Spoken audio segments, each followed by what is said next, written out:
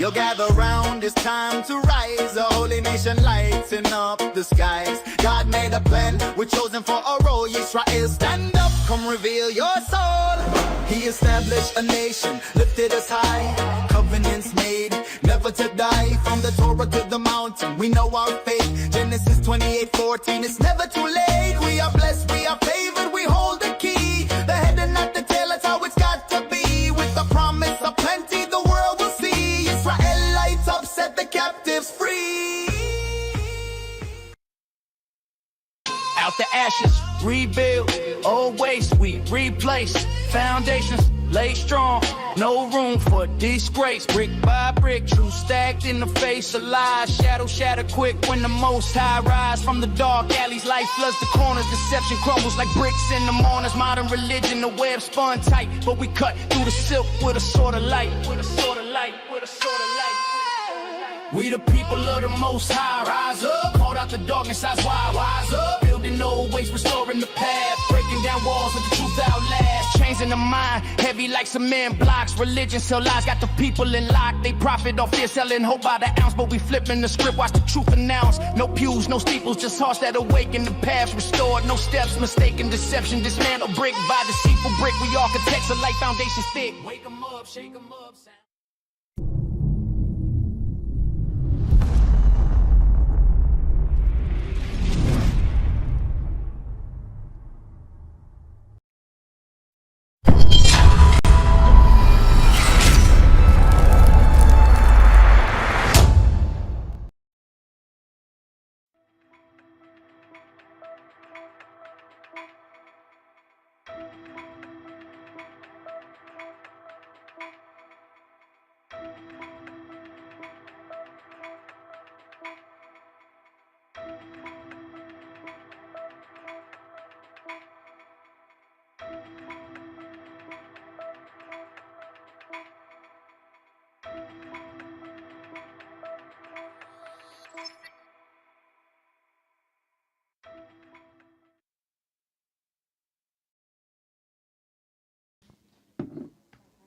Shabbat shalom, Shabbat shalom.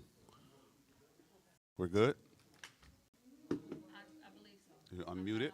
I'm not on another platform, but Okay, well, I'll do that.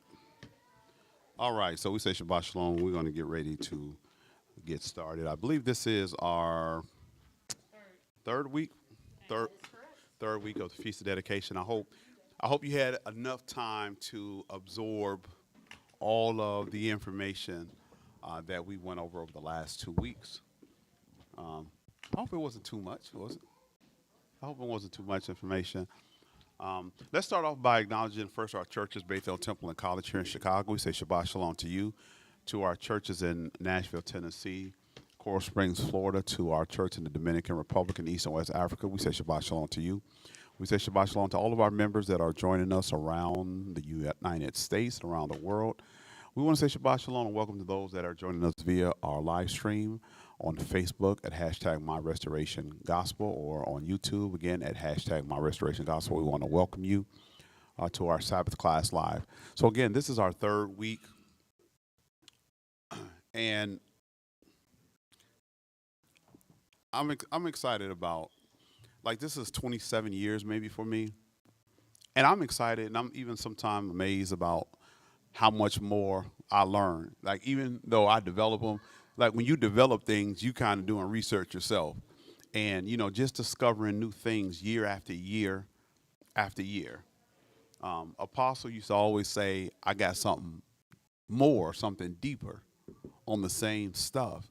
And I'm like, it looked like the same stuff to me, you know. But as you start going through it, and you really open your mind up to it, accepting the teachings, y'all will take you deeper, and your level of understanding will become a lot deeper. So I thank y'all for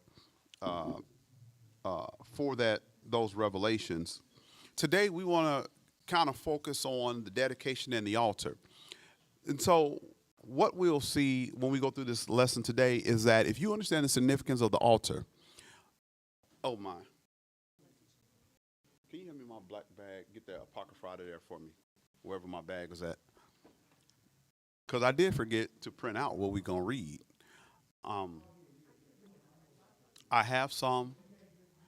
If somebody want to maybe grab 2 books out of the office, I have one. Okay. In the office, if you go upstairs in a bookshelf, I got like several. Just grab the 2 apocrypha. There are some apocrypha books in there, up there.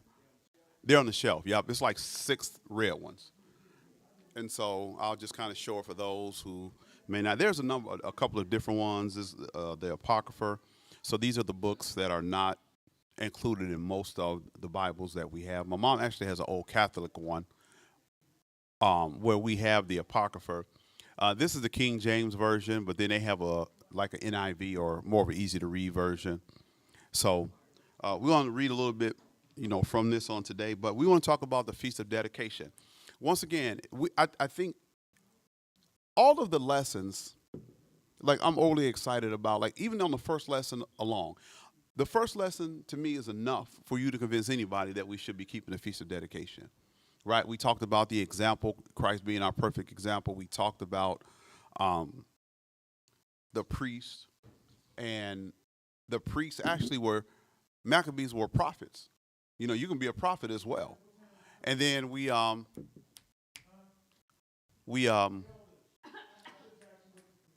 Shlika. We also looked in the law in Deuteronomies, where we see that it's a commandment to obey the priest. So I was excited about that. I was excited about going just over the Septuagint and the Apocrypha and understanding kind of how the significance of that entire thing. And so today we want to talk about the altar. Once we go through the significance of the altar, and once we read the story of Hanukkah, you're going to say this is a no-brainer. The problem is, there's not a demand for this. Like, nobody's saying this. So this is not even on anybody's radar. There may be some discussion among some people in the Hebrew community about celebrating the Feast of Dedication, which is known as Hanukkah. Should we celebrate it or not? But just even the significance of God's altar, that's really insignificant to a lot of people, right? So we're giving some information so that you can understand the significance, so that you may share it. Now, this is something, I don't know who was talking in the Torah class. Oh, Sister Aim Arlena was talking about ministering Bethel.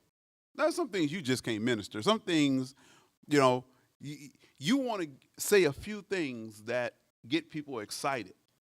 And you want to say some things, Torah. You want to say some things where people say, well, that's interesting. I think I want to learn more. But don't try to get a whole thing, because you're not going to be able to give the whole thing. They can't eat the whole thing. It's so foreign that even when you say it, have you ever talked, and I think most of us can say amen. Have you talked to somebody before, and even if it was something as small as the dietary, or what it said about the dietary, or something as small as the 7-day Sabbath. You ever show somebody something in the Bible and it was so plain, and they see it, they can't deny it, but they won't accept it because nobody's doing it. They're gonna say, Sister Kai, you crazy, man. Who got in your head? Like, what you saying? They're not gonna doubt that what you saying is not Bible. What they're doubting is what you saying, nobody's doing it. And so, yeah, I've been fine without it. So, I mean, who are you? I'm okay. I've never heard this before. So for you to tell me something that I know nobody's doing, and for what it's worth, you telling me something that nobody's said to me before, although you showing it to me and I see it, it's almost like Noah, right? We talked about Noah. That Noah's building this ark. It's going to storm, y'all. Come on. They're like, man, you crazy. They kept telling them year after year, it's going to storm. And so nobody has ever seen it storm. Nobody has ever seen it rain. And so why would I believe you when you say, I got to prepare myself. I got to cleanse myself. I need to be on this boat. And so that story helped me a lot, even in the ministry, that it don't matter. The entire world, except, what was it, 8 people got on the boat? I think it was 8 people got on the ark. The whole world. Now, I don't know what the whole world, what their population was, but nobody believed. There was probably 0.1% of people that believed, and it was just those 8 that got on the boat. So don't take it strange when people look at you strange. When they call you weirdo, smeardo, you weird. Why are you doing, so people going to look at you like that. But listen, if the word said, you can look at me cockeyed, cross-eyed, any way you want. But I'm staying on y'all's word, okay? So let's talk about the Feast of Dedication and the altar. We're going to get just a general description of what is Chanukah or what is Hanukkah, okay? Dr. Tate, you said you're going to start? Cain, Shabbat Shalom. What is Chanukah, a.k.a. Feast of Dedication or Hanukkah? A feast called the Feast of Chanukah, Hanukkah, celebrated annually by the Jews for 8 days to commemorate the cleansing of the temple in Jerusalem after it had been desecrated by the Syrians under Antiochus. Yeah, we can skip all that. Under Antiochus. The restoration of the worship of Elohim, God, was affected by the Hasmonean Jewish Maccabeus about 165 BC, 3 years after its defilement. The Greco-Syrian Antiochus, in his excessive zeal to Hellenize his realm, persecuted the Jews, proscribed their religious observances, and erected an idolatrous altar on the altar of burnt offering in Jerusalem, where heathen sacrifices were then offered. So can somebody just remind us about the Hellenistic period? Does anybody remember that? Sister, I don't know if you got a chance to, if you were in class or you got a chance to read that, look at that video. But what is the Hellenistic? What did we talk about last week when it comes to Hellenizing, Hellenistic? I think we said something to the effect of it was like an attempt for the Greeks. I'm not sure it was the Greek. And they were just trying to get everybody to do everything the Greek culture way. It was so they had to kind of smash every other culture in order to make that happen. Okay. All right. So let me say this. There started to be a push. Think about this. Think about you being in a third world country. Okay. Think about this other nation that has technology and it has these great jobs and it has these wonderful foods that you've never had and it has all these things. Don't you think that's appealing? When you have all these, all these things that you don't have in the third world country. And so the Hellenistic period, the Greek culture started to be that thing, right? The Greek culture started to be that thing that was the new thing. And everybody started to gravitate towards that, okay? Everybody started to gravitate and it became an accepted norm. It started to be dominant because as other small countries started to adopt the practices, now you left out. So why don't you participate? So initially it was a move towards the Greek culture by everybody in Egypt, even where Yisrael was at. That was the thing. The Hebrew language and the Hebrew culture started to die out because it was kind of more of them than it was more of the Hebrews. So that was the first phase of it. It started to become popular. Now, the second phase is now we're going to make you do it.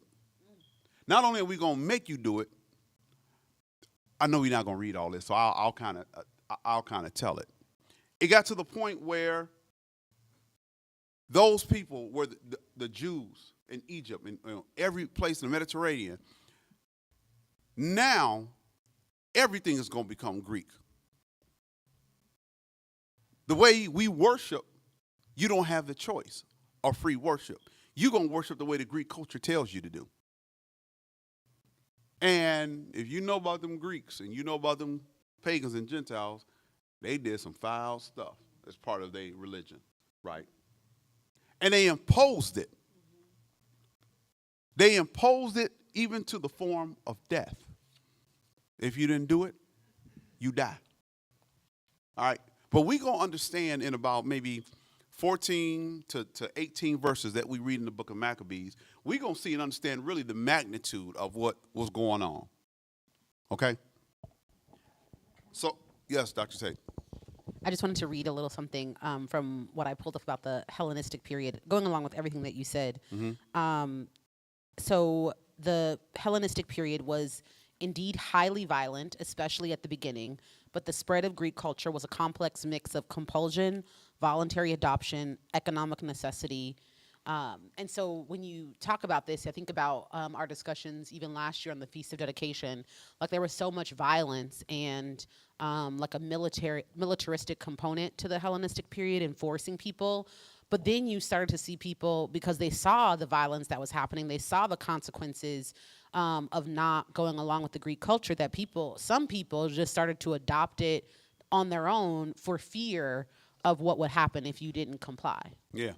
And this happened, you often hear me refer to the Crusaders, right? You hear me refer to Islam. It happened. Like, we're going to ask you to do it. We're going to be nice about it for a minute. It's voluntary. What did you call it? Voluntary? Yeah. It's voluntary, but we're going to kill you if you don't do it. We're asking you, right? So it was more of they progressed to killing. So when you think about this, and I'm always amazed about Islam. Just read kind of a little part about Islam. When they were in the Middle East and they were forcing people to become part of this new political party or this new religious party, and if you didn't do it, you getting burnt alive, you getting killed, your kids are getting killed right there. And so now you are forced, because you know you was with a little baby and them, they got killed. And so now you saying, I saw what they did to my little sister, so I want to accept this thing. Then it got to the point where you were forced to do it, and after one generation or after 2 generations, these kids that were now being born, this is all they knew, right? So Islam was normal, and I'm saying Islam, but Islam was normal. Christianity was normal. And so the kids start seeing it. They got festivals, like, ooh, ooh. So they didn't think nothing about it. 1 or 2 more generations after that, it was just completely accepted. And it was embraced. So this is what we see that's happening. So let's look at why is the Feast of Dedication so important. And let's look at the altar. And we're going to talk about, because, you know, dedication has to do with the altar. Why is the altar important? That's the question I want you to hold. Why did they fight to the death over an altar? Just go build another altar. Go somewhere else. But think about when we talk about the Hellenistic period, you can't go nowhere. Where you going to go? It's like you move from Chicago, we going to Alabama. Guess what they doing in Alabama? The same thing they doing in Chicago. We going to Canada. Guess what they doing in Canada? Everything was being Hellenized. So you get to a point in your life, whether it's sickness, whether it's a personal thing at the job, there's a point that your back is going to get against the wall. And the only option you got is to pull your sleeves back and start swinging like heck. I'm saying it that way. Right? You're going to be forced to fight or die. Apostle used to say it. I don't know if you remember Dr. Tate. Apostle used to say it all the time. He said, hey, you fight or you die. And you're going to have some circumstance where you can't go out the window. You can't call for help. You will have to fight or die. So let's look at the altar and the importance of the altar. In order to really appreciate the Feast of Dedication, we must know precisely what it commemorates, as well as how and have an understanding of the great sacrifice of our forefathers, Maccabees, made in restoring the temple. Without the Bethel, salvation would be impossible. So without Bethel, and inside the Bethel, this is none other but the house of God, and it's what? So what is the gate of heaven? Where is the gate of heaven at? In Bethel, but where? At the altar. Now, that alone, you should say, I need no more. I got it.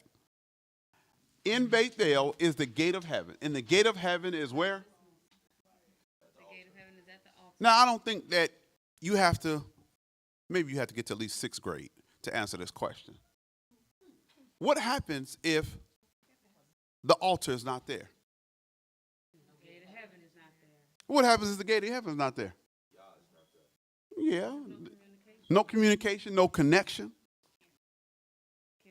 So what does that mean? If you don't have the gate, you don't have access. You don't have the kingdom. There's no way for you to get to the kingdom. You say, that just seems real dumb to me. You telling me that if I don't have an altar and if I don't have the gate of heaven, you're telling me that I can't get to the kingdom. I want you to understand how big this is. You say, well, that sounds dumb. I'm praying to the Father. I'm worshiping him. I'm doing all that I know how. You're telling me that the altar will separate me from heaven. Yes. So if you think about that, listen, I'm going to die one way or the other. Mm-hmm. If I don't fight to get that gate back, at least for myself, if I don't fight to get it for my family, then the future generations are dead. Now, he said that's impossible. But this is why, and we may not go through it today, there are multiple instances where they fought to the death for the temple. They fought to the death for the altar. And this is why, yes. Such a hard sell to anyone who is not in the faith, because how many people do we all know that say, well, I don't need to go to church.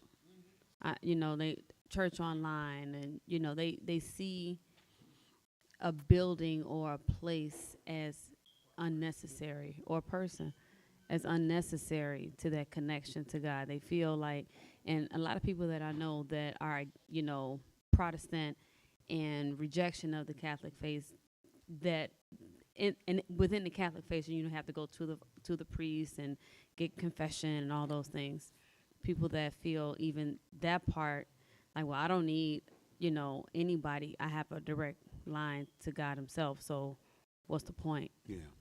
So this is a hard sell. It is, and that's why we don't talk about it. Find something else to talk about. Oh, you need to come to Bethel. Why? Well, because the altar is there. You dead in the water, right? Because they're going to say every place got an altar, right? So, huh? I'm going to the altar at my church. Yeah, everybody got an altar. So they say, well, I do go to the altar. We have altar call every Sunday. First Sunday, we got altar call. So this is one of those things you don't start talking about to get somebody in the faith. Yes. I just wanted to bring up, I think that the point that you made just now connects with what we talked about in Torah portion earlier this morning, and so many things that were like common sense so many years ago and like made so much sense. What we talked about, food being clean or unclean, knowing that the 7th day was a day of rest, knowing the importance of a name, of a sound, knowing the importance of God's house. Like all of these things were things that were a little bit more commonly held in common knowledge. And so much of it is now flipped on its head. People say it doesn't matter what you eat. There's nothing to a name. It doesn't matter where you go to worship. It doesn't matter if it's online or if it's in person. And so it's just so fascinating seeing how far away from El's truth as just a people living on earth we have collectively come. Yeah. Yeah, absolutely. Absolutely. So let's look at, and I want you to just take these Bible verses when you go home, because we're not going to go through it. We have Bible verses and quotations underneath some Bible verses. I want you to read those, okay? Let's go ahead and if we can get a reader to read the first one. God dwells there and communicates from this place. So God dwells. That's a hard sell. Deuteronomy, the 12th chapter, said that God dwells in the place that is called by his name. And he dwells there at the altar, and his presence radiates from the altar into the sanctuary, okay? So all these Bible verses, Exodus 20 and 24, he says, in all places where I record my name, I will come unto you and bless you. Now you can say what you want. He blesses me. He blesses me in the night. He blesses me in my room. The Bible said that he blesses in the place that is called by his name. There's no other place in the Bible where it says that Yah comes to and bless, right? So read these Bible verses. Psalms 27. Not Hezekiah. David, one thing have I desired of the Jehovah, and that will I seek after, that I might dwell in the house all the days of my life. Why do you think David said that? That's the only thing that he seeks after. Because the source, the Father, his presence is in that house at the altar. If I can get to the house, if I can get to the altar, I have a personal connection. He said his beauty. Behold the beauty of the Jehovah in this place. Now, did he physically see him? No, his presence was there. Right? If you say, I see your beauty. And he says, I will inquire. So that means there was a way to inquire in the house that you could not acquire outside of the house. All right, let's look at the next statement. It's a commandment to come there all the days that we live upon the earth. People going to say that just sounds bananas. It is a commandment. Deuteronomy, the 12th chapter, says that he's dwelling in this place, and you must seek this place, and you must come to this place. That's what Deuteronomy says. 2 Chronicles, the 2nd chapter, verse 4, says that there was a house built to his name. And it essentially said for you to come for the new moons, the Shabbats, and his holy feast days. This is an ordinance to Yisrael forever. That's what the Bible said. So you can start saying, well, brother, the temple was in Jerusalem. We ain't in. Well, then something's wrong. Somebody's in trouble. Because if this is an ordinance forever and we don't have this place, then it's impossible to keep the Sabbaths and the new moon and the feast days. All right, next one. Not only is Bethel the house of God, but the gate of heaven. Right, so in order to get the gate, you need the house. Right, we talked about that. And then lastly, because it is a commandment to come to this place, Satan has continued to plot the plot of destroying this place. Doesn't it make sense? Like, you know what?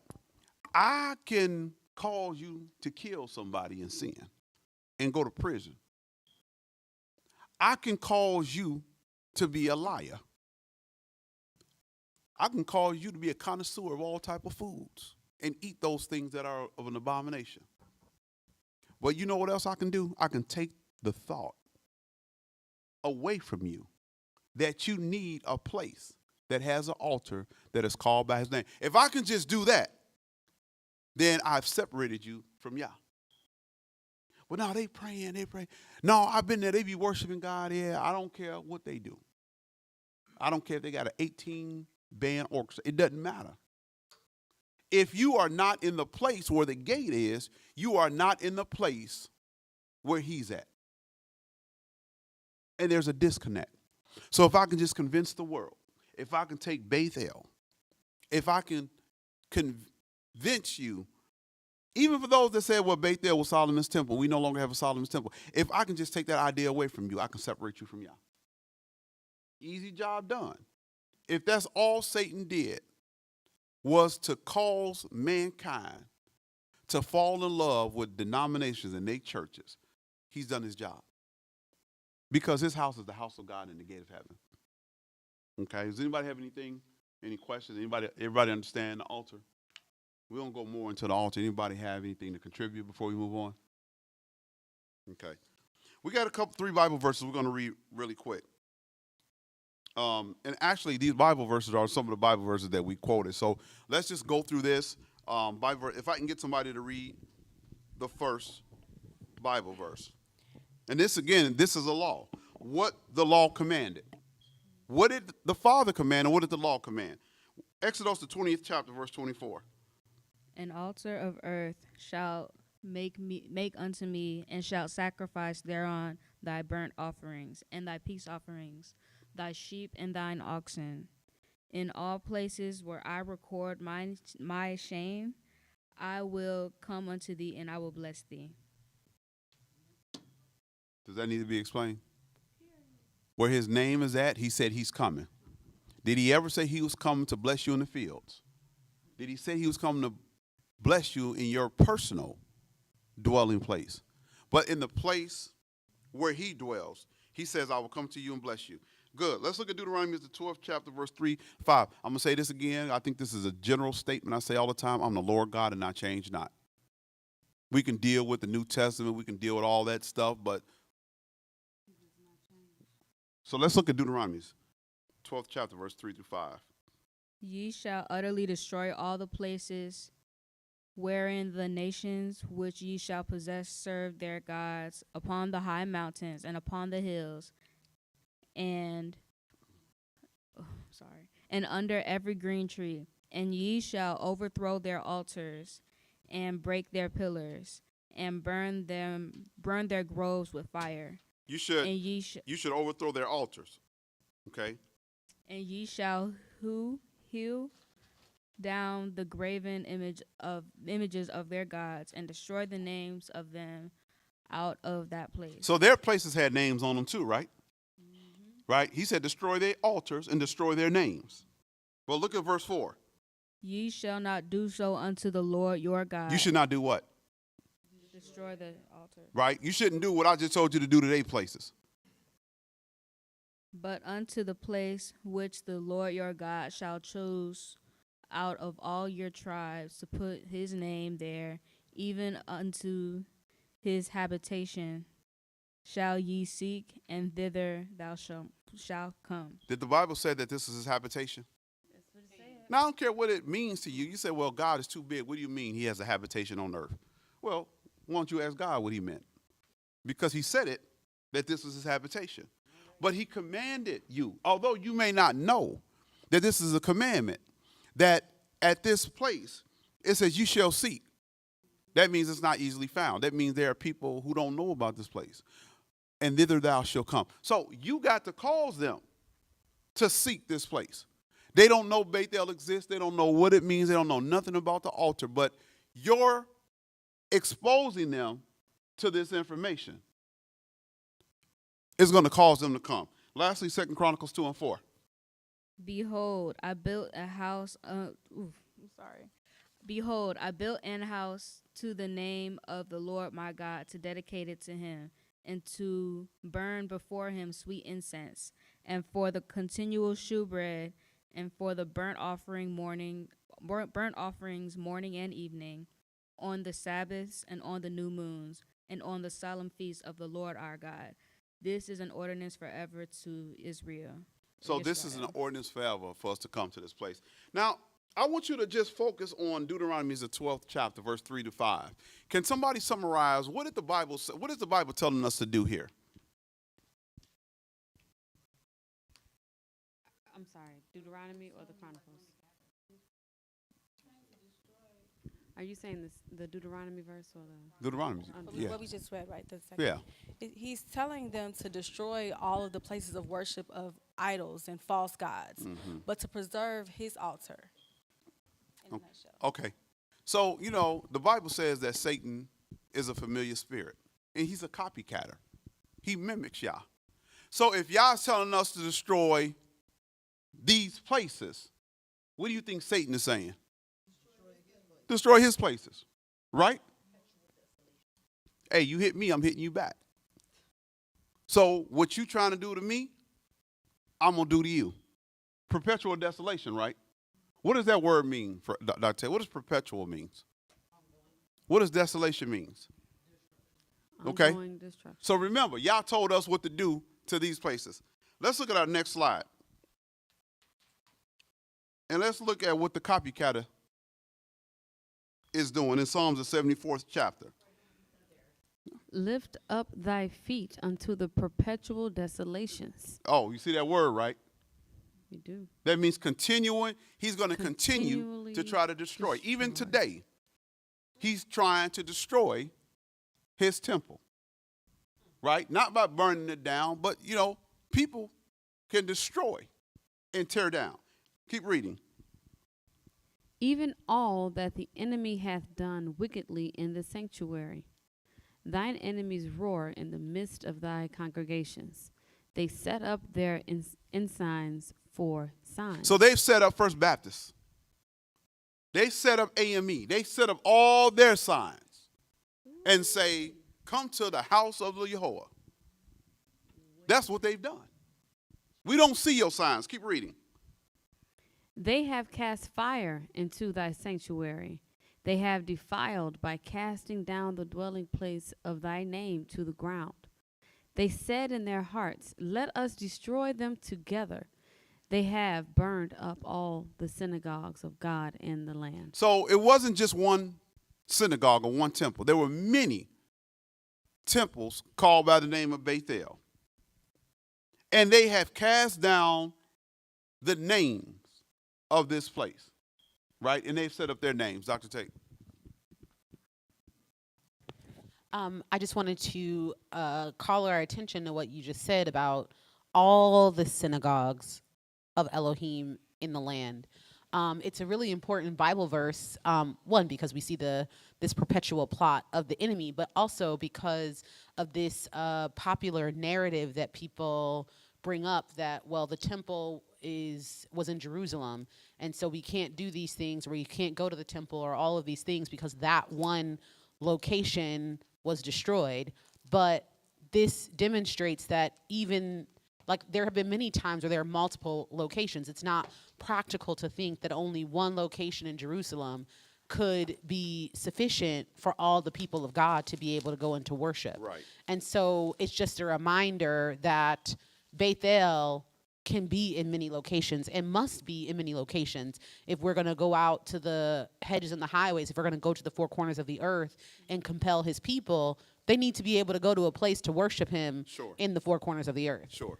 And you think about the empire. We talk about the Hellenistic in Egypt. Think about how big Egypt is. Do you think that there was one temple that can house all of Israel? There are people that were 200, 300 miles away. Do you think, listen, by the time you walk, you would have to leave on Sunday to get there by the Shabbat. And then if you try to go back home after the Shabbat, by the time you get home, it's the Shabbat again, right? So there were multiple places. We're kind of going through this quick to set up for our reading. Let's look at this next slide, and then we're going to talk a little bit, jump into Chanukah, about altars. If I can get somebody just to read about altars. Altars were places where the divine and human worlds interacted. Altars were places of exchange, communication, and influence. God, or El, responded actively to altar activity. Oh, he responds. Noah built an altar and offered a sacrifice to the Yehovah. El smelled the aroma and found it pleasing. He responded to Noah's action by declaring that he would never again destroy all living things through a flood. In the patriarchal period, altars were markers of place, commemorating an encounter with El. You remember when Abraham had an encounter with El? He built an altar at that place. So people say, well, was that Bethel? Well, Bethel hadn't come. But the altar was significant because it was a place of communication with Yah. Okay, keep reading. Or physical signs of habitation. Abraham built an altar where he pitched his tent between Bethel and Ai. Presumably at that altar he called on the name of the Yehovah. Okay. So we did all that to talk about the significance. Does everybody understand the significance of the altar? In biblical times? It's a place, constantly where we see it. We see El blessing, El coming there, right? El said, let them build me a sanctuary. He said that I may dwell amongst them. So he dwells in the sanctuary, but he dwells at the altar, okay? That is sci-fi, voodoo, whatever to folks. You say that to people, they're going to be like, You telling me that El is restricted also. You telling me he coming to 9037 South Houston. That's what you telling me. Out of all the places in the world, more beautiful than the south side of Chicago, you telling me that El is dwelling there. You dwelling somewhere in Nashville. Okay? So before we read, let's take a look.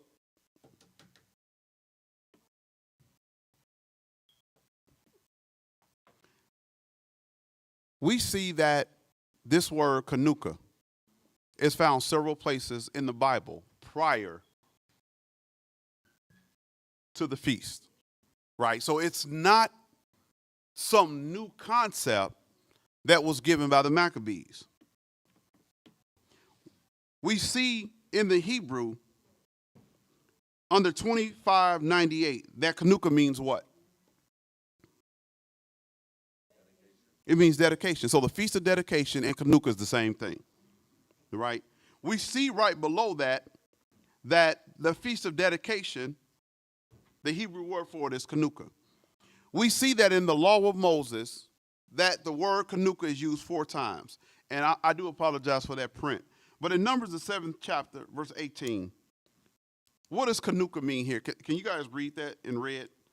Dedicating. Okay.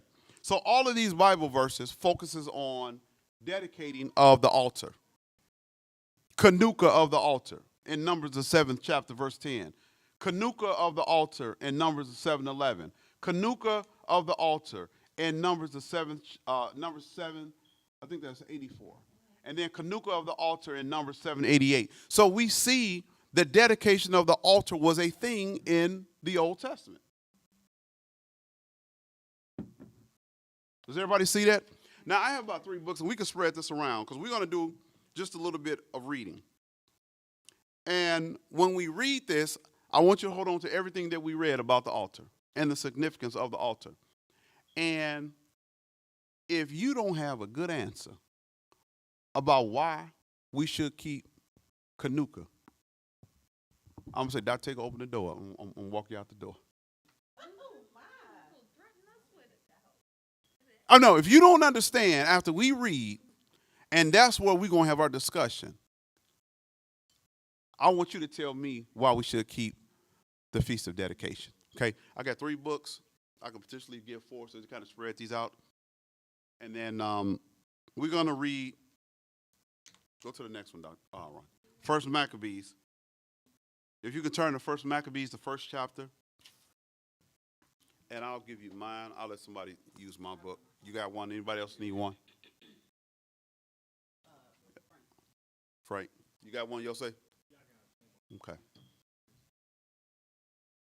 Don't lose my place. Let's read First Maccabees, the 39th chapter, verse 64. Now, remember, we understand about the Hellenistic period, right? Yeah. We understand, Dr. Tate read how harsh and brutal they were during this time, imposing the Greek culture. And the Greek was sick. They had a sick culture. Well, let's look at First Maccabees. I'm going to do like Ms. Baruch, y'all said. What do you say? Say, hootie, hootie. What do you say when you find it? First Maccabees, the 1st chapter. I'm all off. I'm talking some hootie, hootie. First Maccabees 39:64. Everybody have it? And we can kind of switch around. Let's just start reading.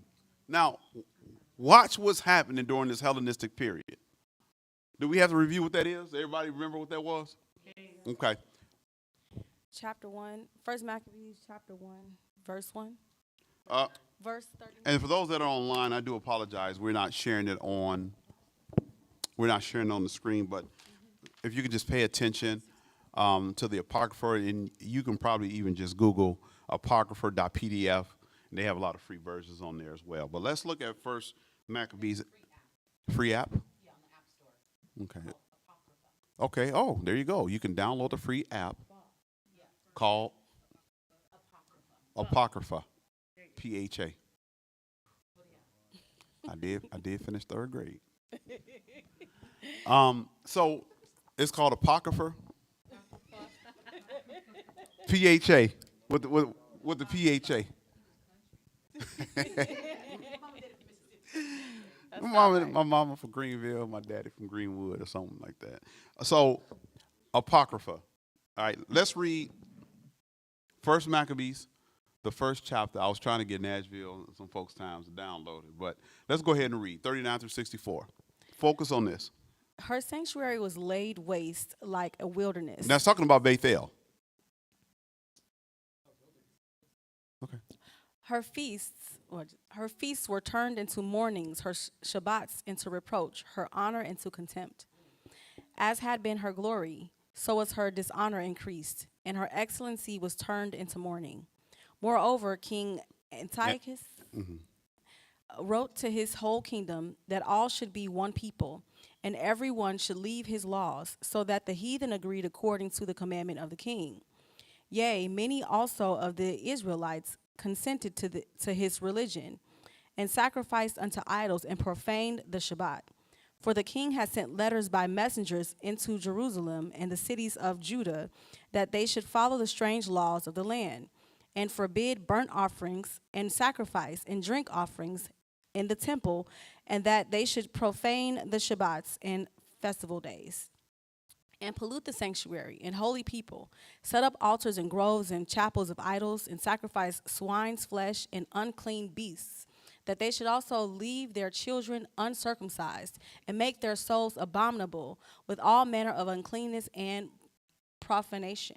Hold on. So he said, make they make their souls unclean? Souls abominable. Hold on. So it's an abomination. You know there's no excuse. You better not go to sleep during the 8th day. Say, oh man, it's the 9th day. I forgot to circumcise my child. Right? 8th day, you got to be circumcised. Here's what's more importantly. Christ had to come through a holy lineage, right? So his ancestors, all the men that led up to him, had to be circumcised. Ain't no like, well, you know, Christ, they killing us and chopping off heads and stuff, so we decided not to. What no excuse. And you become abominable. You sacrificing swine flesh on the altar. You think Yah is there? Right? So remember that communication, the portal? In the military. You know, I don't know what they're doing now and what 21st century, whatever they got, but the sniper, he looking. All these people run, he looking for the dude with the backpack on, with the communication. Because if I can take him out, they can't call in for airstrikes. They can't call in for help. They can't call in for more ammunition. So just think about that. It is not optional whether you were going to have your son circumcised or not. It wasn't optional. But more importantly, Mashiach, his ancestors were there. John the Baptist and Peter and Paul, their ancestors were there.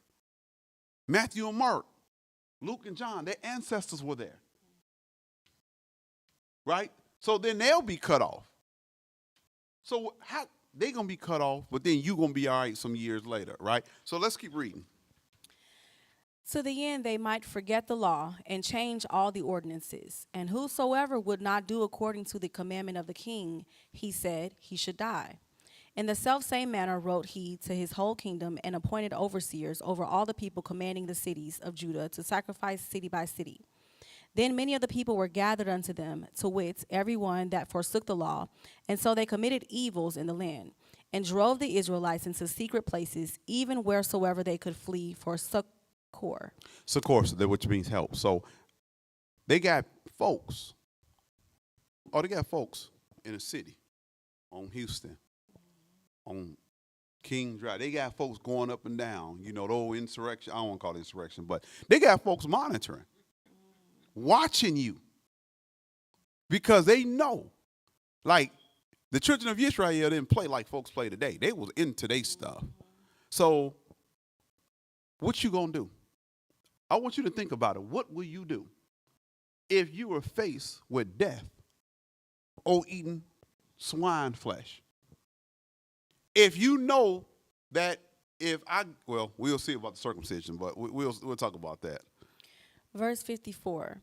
Now the 15th day of the month of Caslu, and in the 145th year, they set up the abomination of desolation upon the altar and builded idol altars throughout the cities of Judah on every side, and burnt incense at the doors of their houses and in the streets. And when they had rent in pieces the books of the law which they found, they burned them with fire. Stop. What's going on here? If they found any, now the only person who could probably get, no, I'm gonna say that. But if Eli was there, he would have But Dr. Say, what you talking? Listen. So every book of the Bible, every place they found the law, they will rip up and burn. Now, what happened if they found every book of? Look, I'm laughing, but I'm serious. What would happen? We would have no record. Unless you had it.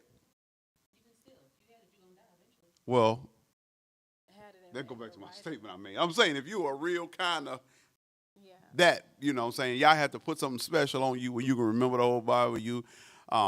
And that's why I'm kind of fascinated when I talk about that movie. 'Cause you never seen it? It's on Netflix right now, so have a little look-see. So I said it because it was one of them things, there was no more Bibles. And he didn't know what his mission, he was blind. And so he, through Braille, he remembered it. And so Yah protected him until he got to a place where a printing press, so that, at the end he was just reading it and they was kind of writing up. Got to watch it. So,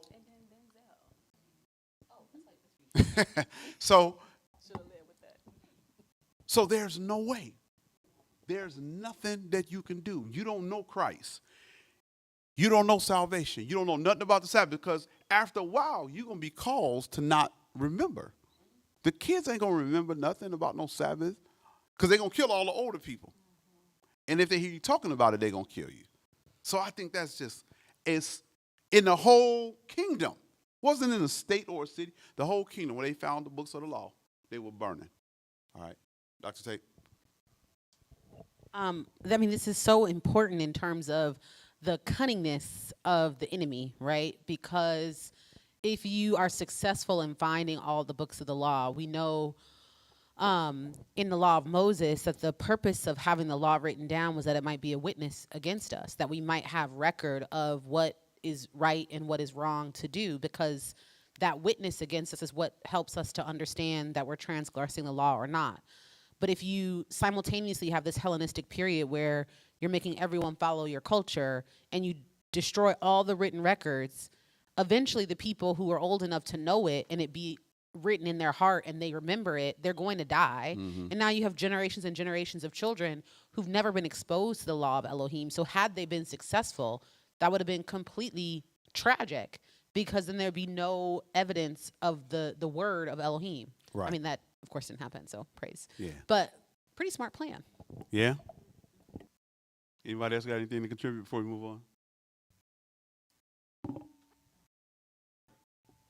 Reading this just made me think about exactly how I'm teaching history in my class. And so studying war and how different countries eventually, when they go to conquer land, they always start with taking their religion, taking the things that they believe in. And so it brought me back to the beginning of the conversation and talking about the Hellenistic ways. Just reading this, it was, in my mind, it was just like kind of trying to destroy their souls. Yeah, absolutely.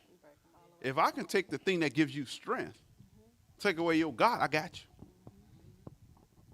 If I can take your confidence, I don't care how strong you are, I got you. And so you go back, people, I say, to their religion. You go back to that thing, and you find strength, because it reminds you of who you are.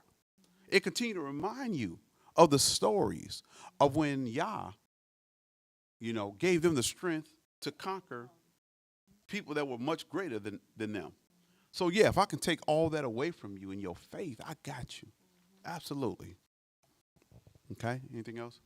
All right, you can continue to read. Verse 57, and wheresoever was found with any the book of the testament, or if any consented to the law, the king's commandment was that they should be put to death.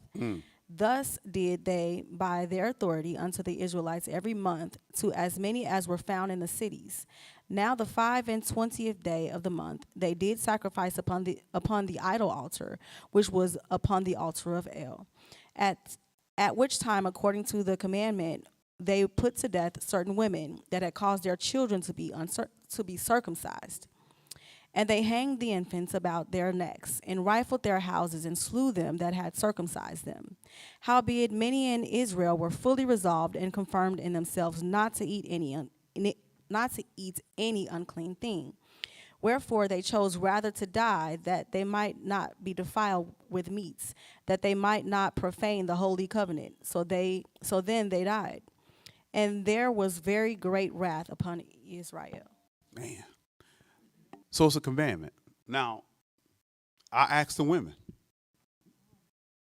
you got a choice. Your choice is, look, hey, listen. So it's a commandment. It's a commandment to be circumcised on the 8th day. Or you separated from Yah. Now, that's hell. I mean, I don't want to say that's hell, but that's hell. So, do you circumcise your child and somehow hope that you can have it and they don't?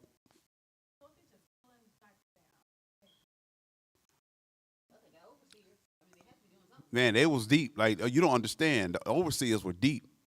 So, if you allowed your child to be to be circumcised, his soul gonna be saved, but he gonna die. And guess what? You gonna die. And guess what? Your brother, his uncle, he gonna die for doing it. So he making an example out of everybody. People say, well, I'm gonna stand up for y'all. I'm gonna stand up for y'all. Maybe you will. But because that's not happening to you now, it's easy to say what you will do.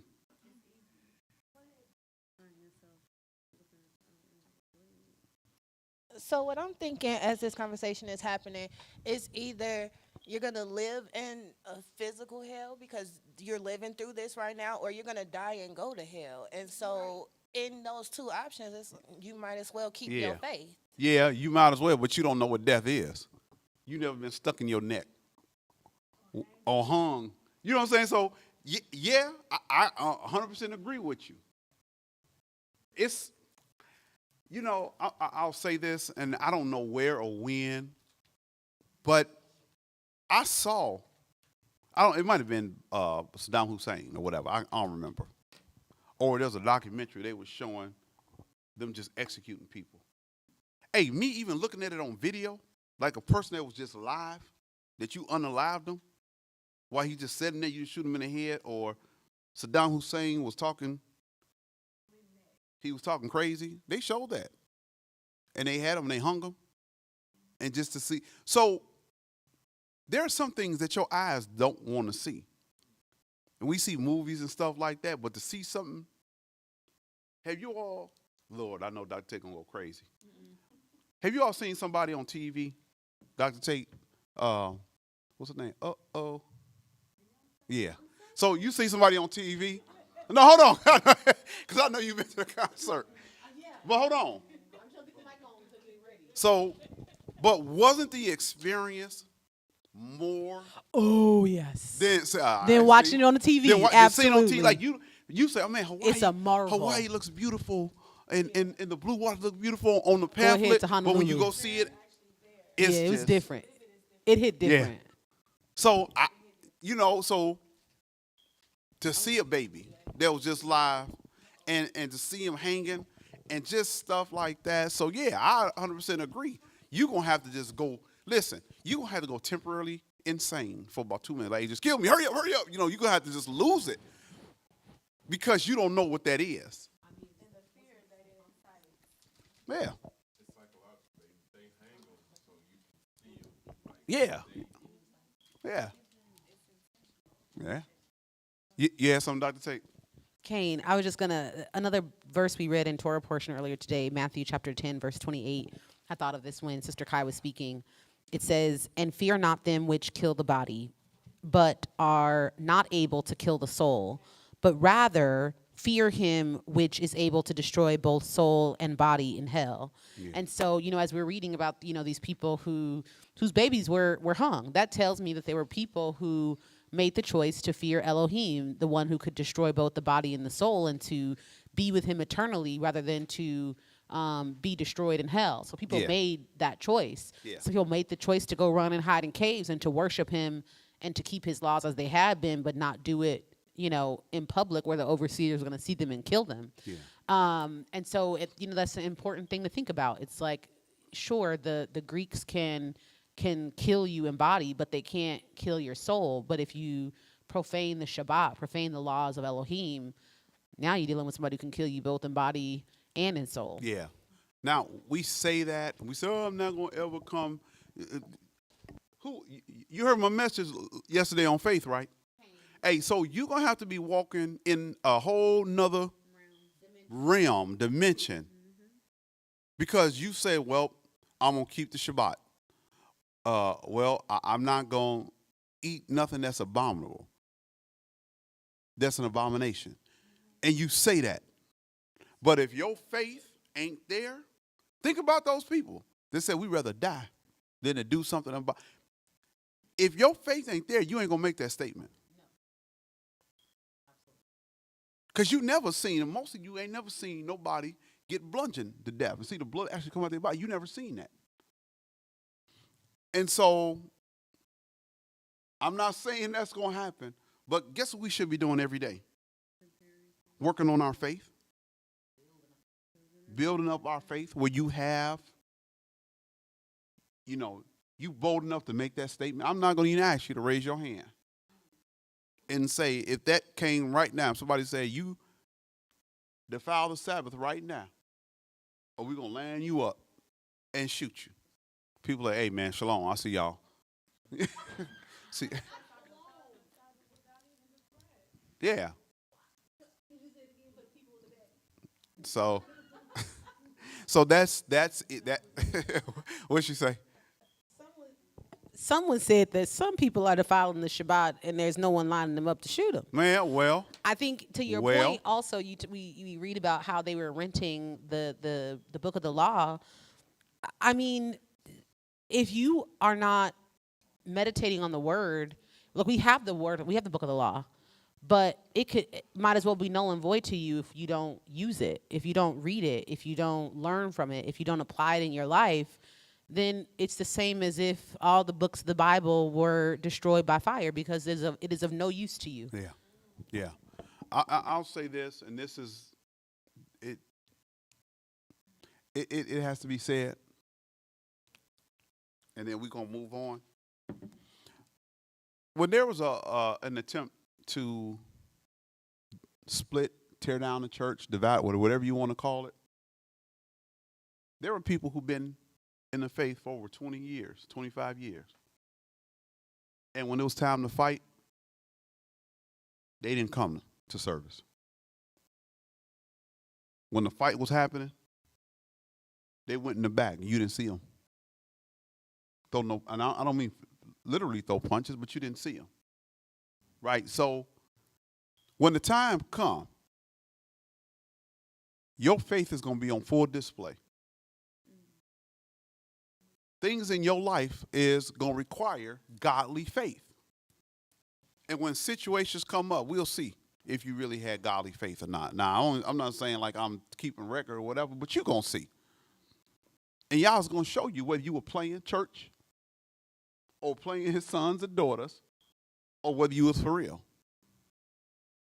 Right? When it's time to do the right thing. There are people, go and read this story. There were people in Israel, they was like, yep, we agree with the Gentiles. We're going to do what the Greeks said. They gladly did it. Born Israelites, parents and grandparents, and I'm talking about pure bloodline. And when they seen somebody's head come off of their neck, they say, so you were born in it. You kept the law. So that's why I made a statement. We talked about this about 5 weeks ago. Sister Kai asked me, how do you know if somebody crossed over? Hey, on the outer, you like, man, they there, boy, they be shouting, they doing whatever, but when time come, that's between them and Yah. Right? So you just You love them, say shalom, shalom, shalom, shalom. You do whatever, but I don't even get involved in that. You know, so that's that. All right, did we read all of that? Man, was that? Let's read this last one, Second Maccabees. This is only 10 chapters. Second Maccabees, the 6th chapter, verse 1 through 11. Second Maccabees, 6th chapter, verse 1. Not long after this, the king sent an old man of Athens to compel the Jews to depart from the laws of their fathers, and not to live after the laws of El, and to pollute also the temple in Jerusalem, and to call it the temple of Jupiter Olympius. Shake your hand, Wild, man. get that Bethel off of there. You know, We're going up change to that. Jupiter We of gonna change Olympius. And that in Gerizim of Jupiter, the defender of strangers, as they did desire that dwelt in the place. As they did desire that dwelt in the place. The coming in of this mischief was sore and grievous to the people. For the temple was filled with riot and reveling by the Gentiles, who dallied with harlots, and had to do with women within the circuit of the holy places, and besides that brought in things that were not lawful. The altar also was filled with profane things, which the law forbiddeth. Neither was it lawful for a man to keep Sabbath days or ancient fasts, or to profess himself at all to be a Jew. And in the days of the king's birth every month, they that were brought by bitter constraint to eat of the sacrifices, and when the fast of Bacchus was kept, the Jews were compelled to go in procession to Bacchus carrying ivy. Moreover, there went out a decree to the neighbor cities of the heathen by the suggestion of Ptolemy against the Jews, that they should observe the same fashions and be partakers of their sacrifices. And whoso would not conform themselves to the manners of the Gentiles should be put to death. Then might a man have seen the present misery. For there were 2 women brought who had circumcised their children, whom when they had openly led round about the city, the babes handing at their breasts, they cast them down headlong from the wall. And others that had run together into caves nearby to keep the Sabbath day secretly, being discovered by Philip, were all burnt together, because they made a conscience to help themselves for the honor of the most sacred day. Ouch. So, there you go. And that's not the whole thing, but that's just the brutality. So, I don't know, thoughts? Yeah. Just confirming what you've already spoken is you see all of this going on around you, and it's hard to, and the people that are trying to fight it or run away from it, or they're trying to fight, they're still losing the fight. It was a losing fight, and it was all around. It was just, I couldn't imagine being in that time where it just felt so, where was hope in all of that? You see your sister and her kids just get hung. You love your kids. You love your life, your own life. If you witness your sister, well, think about you got sister or brother. If you see that, somebody standing up for the truth, and you witness that, how do you respond to that? They coming over your house next. How do you respond to that? right? Do you just say, oh, well, I'm gonna just deal? Let's go. Let's go. You know, Go out swing, right? I don't know, man. I'm not just gonna let you do that to me. I think it's a beautiful backdrop. Not beautiful, but it helps you really understand. Yeah. What'd you say? It helps you illustrate a lot, like the backdrop of what's happening, and what we'll see happening with the Maccabee brothers, the priests, the prophets, the Maccabees, and how Yah really intervened in this situation. Because seeing all that we see, there is no reason that they should have prevailed in the way that they did, except that Yah be with them. Yeah. There's no reason they should have prevailed against such a mighty force that was the Greeks. Mm-hmm. And so when you put all this in context, when you think about what we'll read later, the joy associated with the Feast of Dedication, that joy is juxtaposed with all of this terror, all of this horror that we see happening to our forefathers. And it gives you such appreciation for why we celebrate the way we do, why there's so much joy and gladness in the Feast of Dedication, because we turn from mourning and darkness to this hope, right? And, they were trying to destroy all the books of the law. They were unsuccessful. They were trying to kill all the future generation. They were unsuccessful. They were trying all of these things to destroy all of the places where we see our signs. They were unsuccessful. And out of their success comes our hope, comes faith, comes Mashiach. If it weren't for the success of the Maccabee brothers, for Yah intervening, then the hope of the world, the faith, wouldn't come. And so juxtaposing it with all this trauma, it just makes it so much more relevant, so much more important for why we should be so joyful and filled with gladness in the Feast of Dedication. Yeah, I was actually writing the question down, and you answered it. I just want to see who got it. What would have been the repercussion of the Maccabees not standing up and leading this revolt? What are the future repercussions of that? Annihilation of our culture. What else?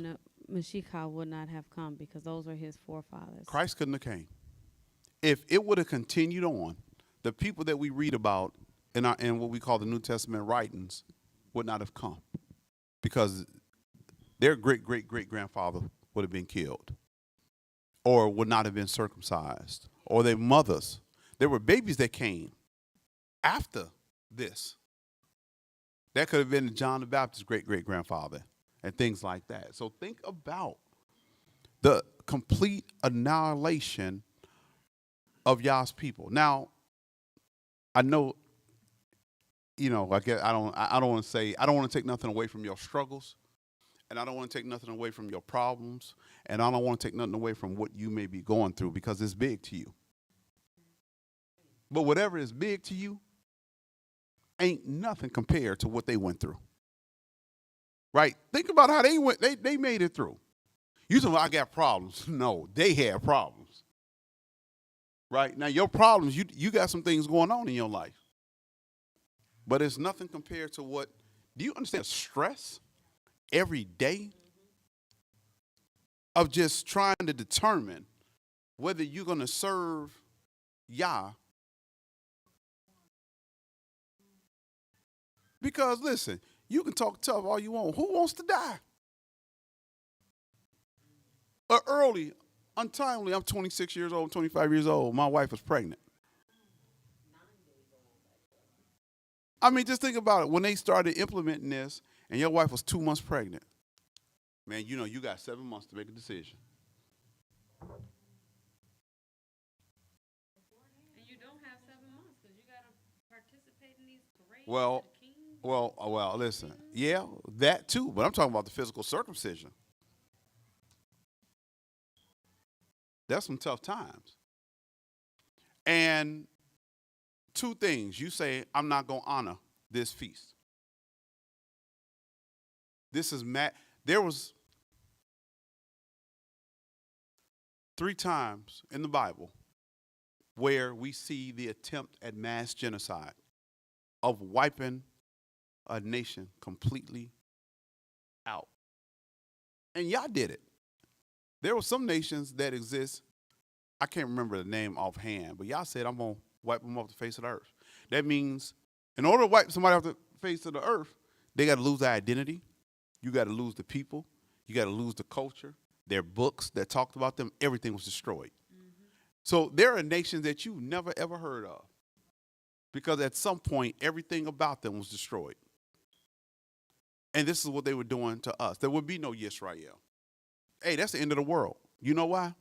Because Alpha and Omega already said that I'm coming back for the children of Yisrael. Now, you better have enough in you.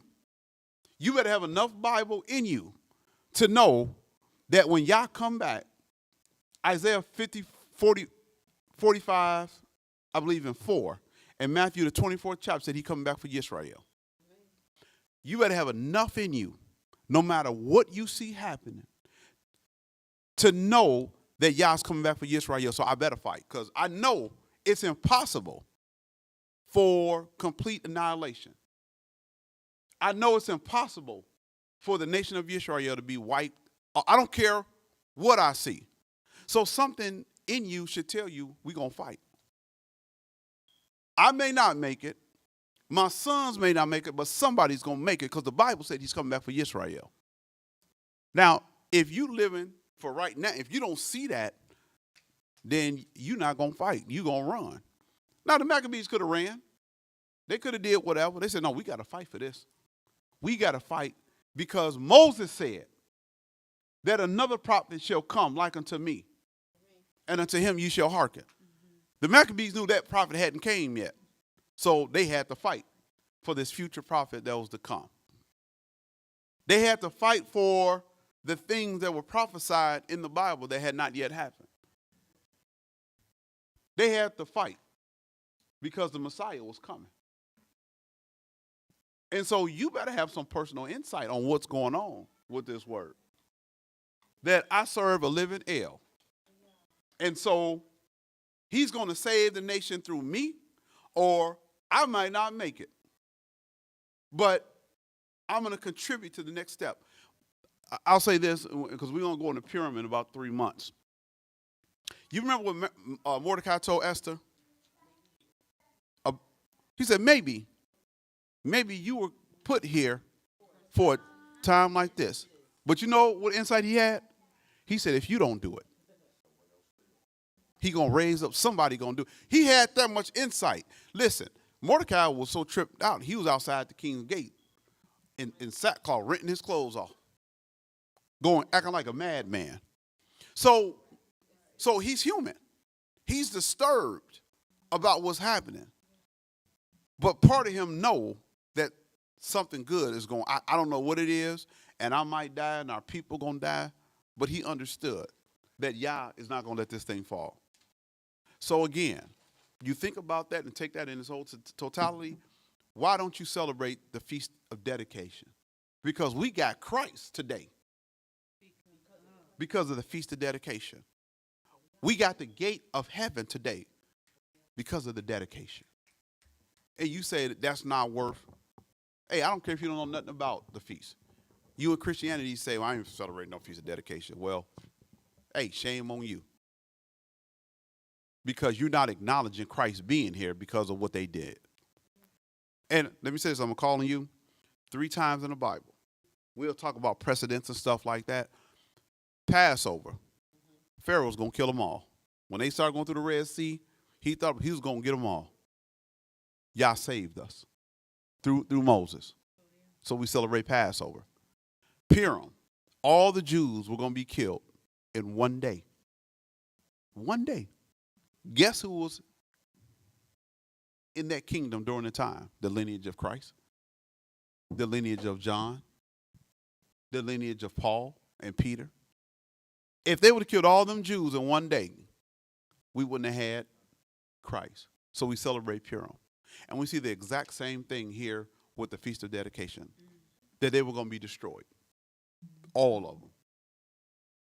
And so for that reason, that was the, God, I just said it, the precedent that allowed the priests to cause for a feast to be celebrated annually. Okay.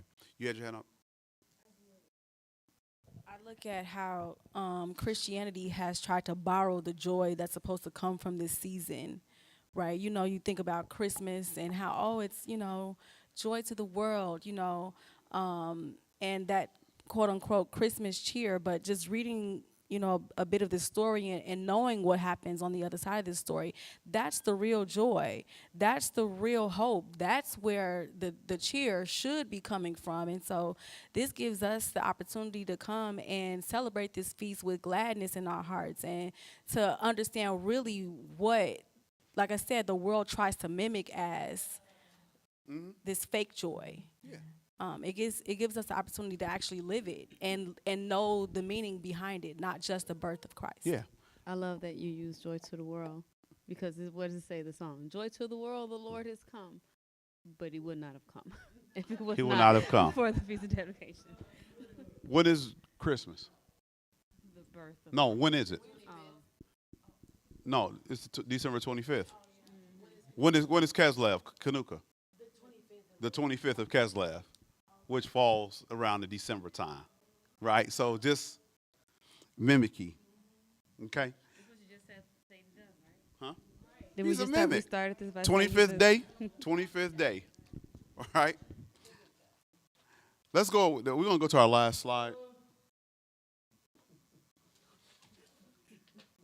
And we're going to go through this. We'll expand more on this on the coming weeks.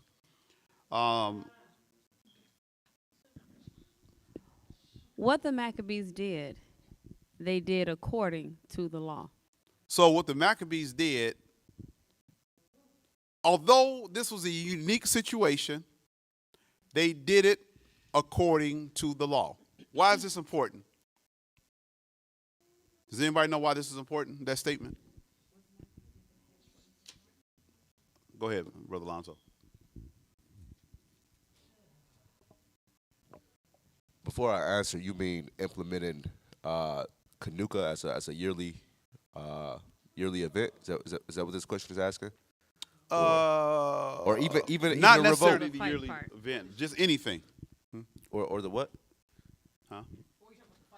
No. What the Maccabees did is as far as establishing this feast day, they Okay. did it according to the law. I'm gonna pass. I think don't it's know if important I can answer this because question. we've talked often about how the prophets and the priests and whomever, like they couldn't go against the law. Like they had to stay within the confines of the law. Maybe that's why. Yeah. Is that what you So mean? yeah. I mean that, and I mean, well, go ahead. Yeah, I mean that. So, okay, go ahead. I don't want to.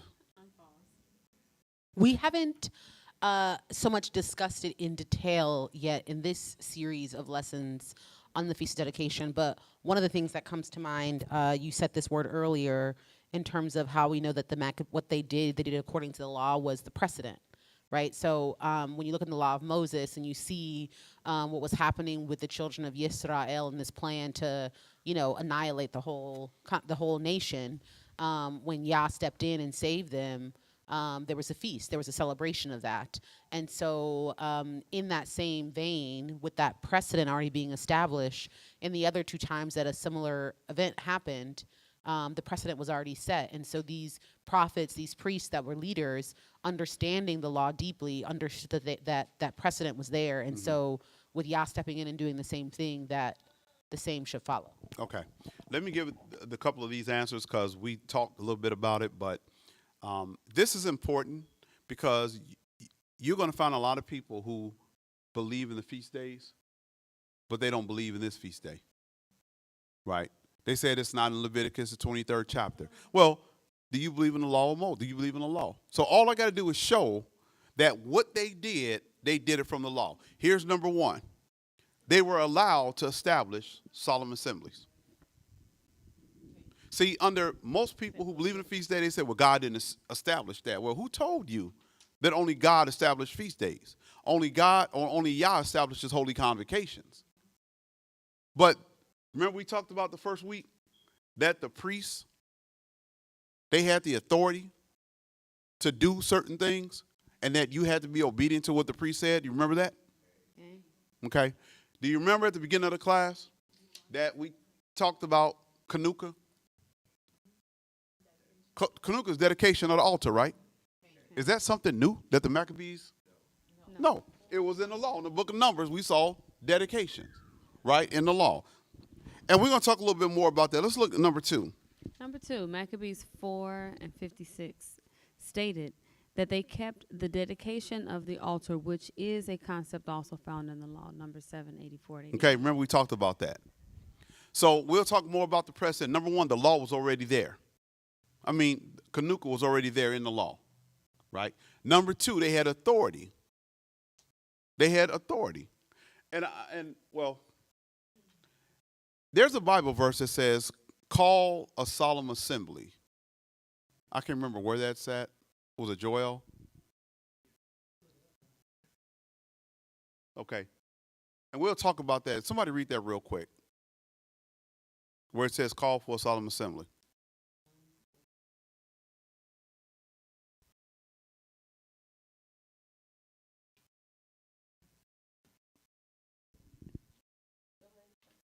Joel 1, and we're going there with 13, 14. Yeah, 13, 14. Well, 13 it says, gird yourselves in lament, ye priests. Whoa. Gird yourselves. Who?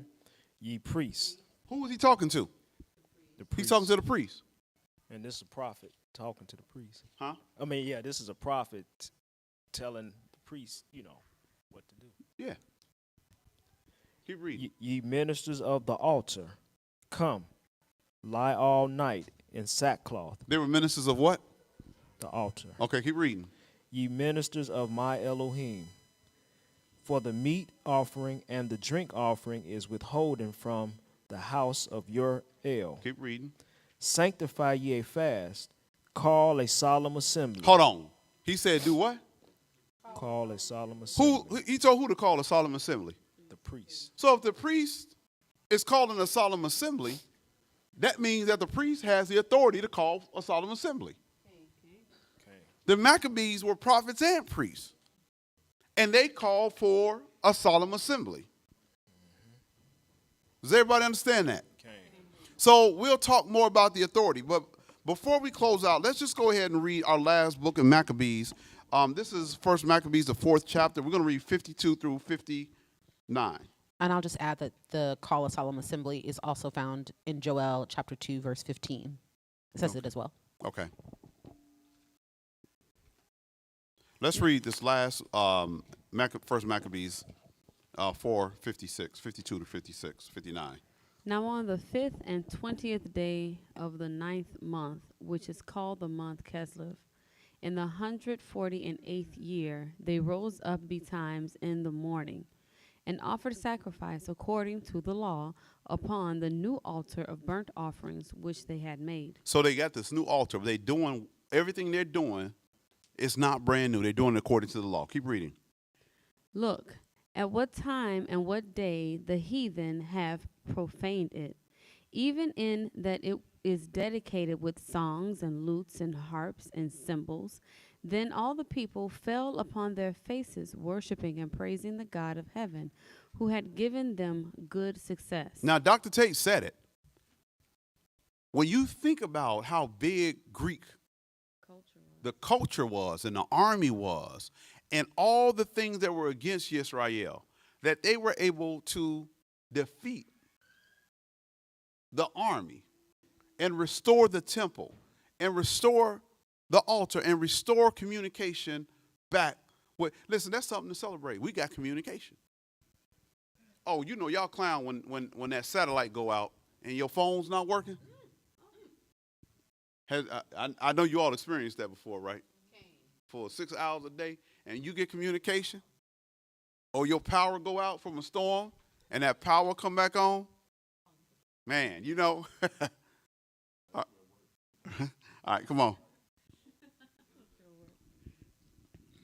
Look at what time and what day the heathen had profaned it, even in that it was dedicated with songs and lutes and harps and cymbals. Then all the people fell upon their faces, worshiping and praising the God of heaven, who had given them good success. And so they kept the dedication of the altar 8 days, and offered burnt offerings with gladness, and sacrificed the sacrifice of deliverance and praise. Watch this. So they kept the dedication. Remember Numbers? They did always kept the dedication. Here go another one, Sister Constance. They decked also the forefront of the temple with crowns of gold and with shields. They decked the halls. Not with And the- shields, but with boughs of holly. But, all right. They also decked the forefront of the temple with crowns of gold and with shields, and the gates and the chambers they renewed, and hanged doors upon them. Thus there were very great gladness among the people, for that the reproach of the heathen was put away. Moreover, Judas and his brothers, with the whole congregation of Israel, ordained that the days of the dedication of the dedication of the altar should be kept in their season from year to year by the space of 8 days, from the 25th day of the month Keslev, with mirth and gladness. So do y'all. Let me just point out a couple of things. Verse 4:57, they decked also the forefront of the temple with crowns of gold and with shields and gates and the chambers they renewed. So they decked with what? Crowns of gold. And shields. Yeah. So there is nothing. Well, the reason why this is important, because we have to grow. There's nothing about a menorah that should be associated with Hanukkah. I'm not saying the menorah, we got the menorah, that's our thing. But they didn't decorate with shit. They didn't light candles. We did it for years, just as symbolic or whatever. We lighting candles for 8 days or whatever, but they didn't decorate like that. They decorated with shields. That's how they decorated. So that's how we're going to decorate. Here's something else important in verse 59. It says, moreover, Judas and his brethren, with the whole congregation of Yisrael, ordained. Now, I think this is important because sometimes we either read this as it was a democratic process and everybody agreed. Everybody wasn't no prophet. Judas and then were priests and prophets. They ordained it. When it says with the entire congregation of Israel, this is important because you will have people that are part of the Israelite community. They may say, well, no, those are certain Jews that kept that. Right? They'll say, well, those wasn't Judah. It says the entire congregation. So I don't care if they consider themselves pre-Pharisees or pre-Sadducees or pre-whatever. All the Jews said, yes, we understand and we accept this feast. Now, whether they accept it or not, it was going to happen. But we need to understand that so that we know it was the entire congregation. So don't let people say, well, that wasn't all the Jews or those are certain Jews. This didn't say that. It said the entire congregation of Israel accepted it, right? And then we are to keep this from year to year by a space of 8 days. So now I know in the book of John, the 10th chapter, where it says that Christ had went to Solomon's porch and it was the feast of dedication. And the Bible don't have to say, and he celebrated it. Because we know he celebrated it because what? I want 5 reasons based off what we said today or what we said. 5 reasons why we know he celebrated. Let's start about what we talked about today. What is the reason from what we talked about today that we know he celebrated it? Yes. You out with it. Okay. It's a commandment. What if 59 say? 4 and 59 say? It was ordained by the priest from year to year. No. Before that. The whole congregation. So all of Israel. It was a commandment here given that the entire nation of Israel celebrate this feast Was it just that year? From year to year. So when it came to Christ's year, when it came to his time, now Christ might have been 28, 30, I don't know. But just because it mentioned it this one time, guess what he did from his youth? He celebrated from year to year. Why? Because it was custom, but the entire congregation here accepted it. Right? What's another reason we know? Deuteronomy 17.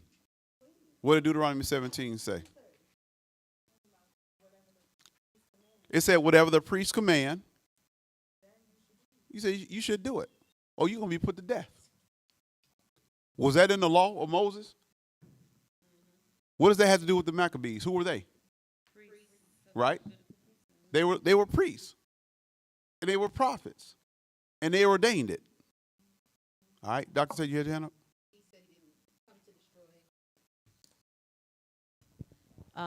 Mashika said he didn't come to destroy the law or the prophets, that he didn't come to destroy it, but to fulfill it, which means to do it. And so we know that not only are the Maccabees priests, but they are prophets, and that it was ordained by them in authority. So this was a commandment. It was something that they had to do. It was a law. And so we know that he came to do the law, so he would have done it. So he would have done it. So it doesn't matter how many people just were like, I know how you all feel coming out of Christianity. This is the fun time. Man, this is when everybody going on vacation. I don't mean away from vacation. You got time off work, and everybody's just preparing. It's just this big festival. It's a spirit that's associated with this time of year. You go to the mall, and it's just something about going to the mall during this time, that's nostalgic. Yeah. Look, I don't care what sales they had. It's not cheaper than online. So. But it's so much stuff going on, right? How many times did you all go to the mall and just walk through the mall 4 or 5 times during the holiday? Just because it was just something, it was something in the air. It was just something special about that time. You said girls out there hanging. Yeah, everybody was there, and it was just, and it's crazy because it seemed like the day of Christmas, that afternoon, it's like somebody put a pin in a balloon, and it was just like, where did the spirit go? But then when it comes around and you used to doing it, and think about it, you go to your family house, then you go to somebody else's house, then y'all go to your friend's house, and everybody's doing something. And to stop doing that, it just felt like, man, you was on the island by yourself. Never fear. You got mirth and gladness here. Now, listen, don't get me wrong. I used to go, and, I'll go by somebody's house, maybe 7 o'clock, and give me a plate. Hey, they're like, Merry Christmas. Yeah, what? Hey, how you doing, Auntie? Whatever. So, but it was hard. It was a difficult, even though so I'm not naive. And we shouldn't be naive, because you got new folks that's going to come into the faith, and to be separated from that. Like, you've never done it, so, There's so much joy and gladness around the feast of dedication. But that's your normal. But when you come out of the world and all that's going on, yeah, it's the loneliness. Listen, you sit there, you feel like, man, and you just be want to go to sleep and just pray for that day to be the 26th. No, it is. Think about you wearing your matching. You had your pajamas and socks and stuff. Yeah, see all that stuff, and just going over a family house and just being off for just 5-6 days. It's like the reset button for the new year, right? You come back after the new year, and everything is just like, okay, this is the beginning of. It just seemed like it's the beginning of something new. So, yeah. So I mean, we have to. No, I'm serious. We got to be conscious of people coming into the faith and breaking away from that. I mean, I don't know how much you can do. Look, I don't care if, you just hanging out with them. We cooking nachos today. Just, I don't have to work. You have to work. Just watch movies or whatever. You got to, let's not be they don't know nothing about all that. Dr. Tate, they don't know. That ain't, they don't know nothing about that. Did you have something, Dr. Tate? Low. Okay. Anybody else? Minister Joseph, anybody else got anything to get you before we conclude? Yeah, except So much joy. There's just so much joy. And having the backdrop of learning about all these things, it helps you have that context, right? And your daddy with the canoe carnival. Wow. He has so much joy in this feast. Anybody else? Anything you still say? I was gonna say that if they if L didn't intervene, it would have made him discounted every promise that he made to Abraham, Right. Isaac, and Yaakov. So it would have,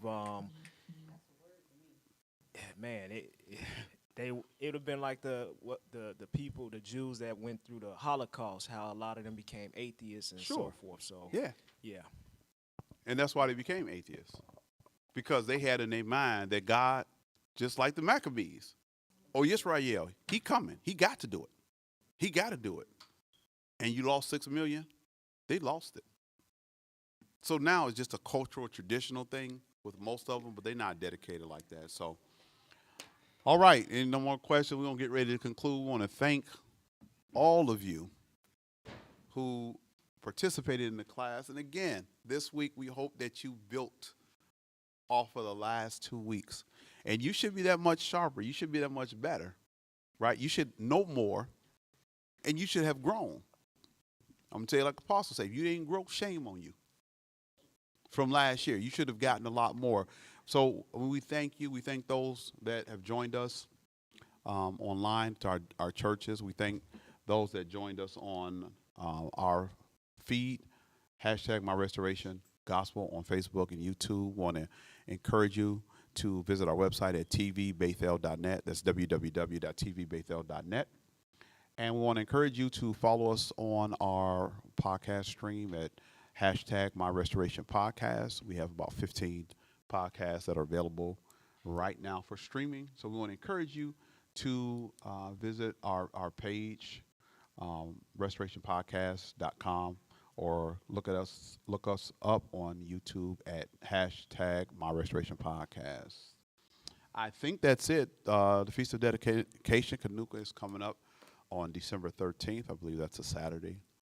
And so we're going to, what did you call it, Dr. Tate? Mirth? Celebrate with mirth? And gladness. There you go. Yes. So that's it. We're going to go ahead and conclude on behalf of our late restored Chief Shepherd, Dr. Amon, on behalf of our elders, Elder Avery and Elder Nate. I'm Elder Al. I want to depart you as I greeted you by saying Shabbat Shalom.